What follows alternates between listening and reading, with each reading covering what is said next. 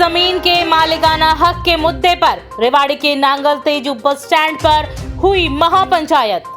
बड़ी संख्या में जुटे किसान। नमस्कार, दैनिक साथी के डिजिटल प्लेटफॉर्म पर आपका स्वागत है। खबर को विस्तार से जानने के लिए यदि आपने अब तक हमारे चैनल को लाइक, शेयर, सब्सक्राइब नहीं किया है तो सब्सक्राइब करें, बेल आइकन प्रेस करें ताकि आपको हमारी सभी नोटिफिकेशन मिलती रहे। रविवार को नांगल तेजू बस स्टैंड पर शामला दहेज जमीन के मालिकाना हक के मुद्दे पर एक पंचायत का आयोजन किया गया। इस पंचायत का आयोजन एडवोकेट मुकेश रघुनाथपुरा ने किया। इस पंचायत में मुख्य प्रवक्ता एडवोकेट गजेंद्र महलावत ने कहा, लोगों को कोर्ट व सड़क दोनों मोर्चों पर लड़ाई लड़नी पड़ेगी। इस पंचायत में मांगेराम ने पंचायत की अध्यक्षता की, वहीं नवीन सोहलौत ने मंच का संचालन किया। आपको बता दें कि इस पंचायत में गांव-गांव जाकर किसानों की टीम बनाने, सामाजिक संगठनों का सहयोग लेने व शामला दहेज जमीन के मुद्दे पर बावल 84 की पंचायत का आयोजन करवाने के निर्णय सर्वसम्मति से लिए गए। किसानों को शामला दहेज जमीन का मालिकाना हक अभी तक की सभी सरकारों की वजह से नहीं मिल पाया।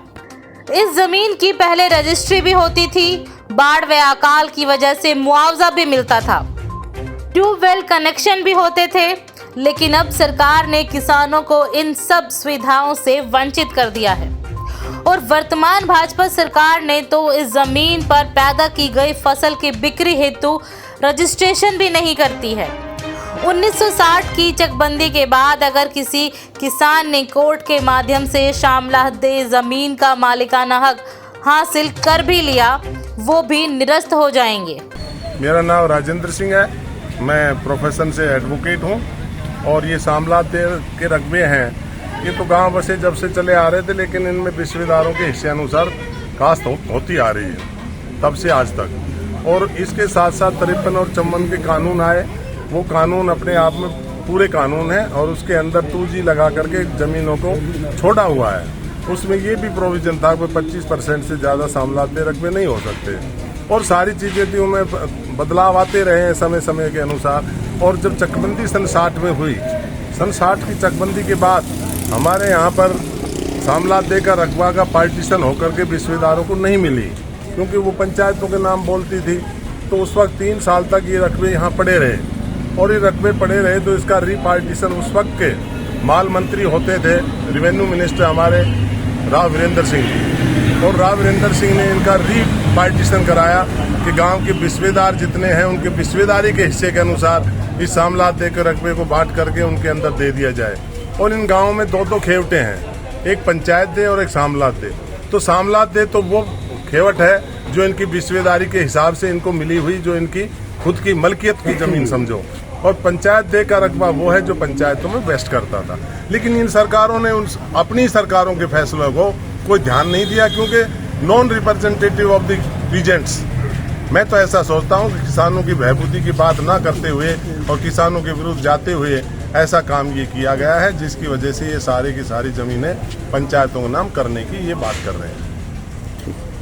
रकबे पे जो सुप्रीम कोर्ट ऑफ इंडिया का डिसीजन आया है और उस डिसीजन की मेरे हिसाब से जिस तरह से व्याख्या सरकार ने की है, सरकार ने जो चिट्ठी लिखी है कि इंतकाल चढ़ाए जाएं पंचायतों के नाम से, और जो शामला दहेज के जो इनके पर जोत है उनको ख़त्म किया जाए, उसके खिलाफ जो है, उस चिट्ठी के खिलाफ ये पंचायत थी सरकार की।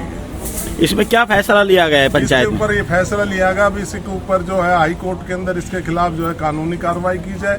हरियाणा सरकार की जो चिट्ठी है, क्योंकि इसने गलत व्याख्या के अनुसार जारी की है, सुप्रीम कोर्ट की जो डिवीजन बेंच का फैसला उसकी गलत व्याख्या करके लेटर जारी किया है।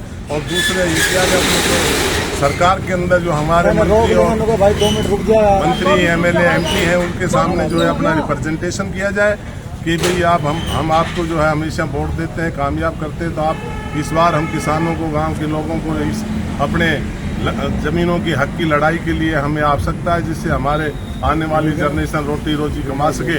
इसलिए जो ये चिट्ठी जारी की इसको कैंसिल किया जाए, पहली जैसी सूरत में एज इट इज रखा जाए। जो कानून अगर कोई आंट देता है तो उसके अनुसार विधानसभा के अंदर प्रस्ताव पास करके ना कानून को बदला जाए। जो है सामला दे जमीन के मुद्दे को लेकर की गई थी और ये सामला दे जमीन जो है हमारा देश जब से आज़ाद हुआ तब से लेकर अब तक हम इन्हें इसका मालिकाना हक नहीं मिला है।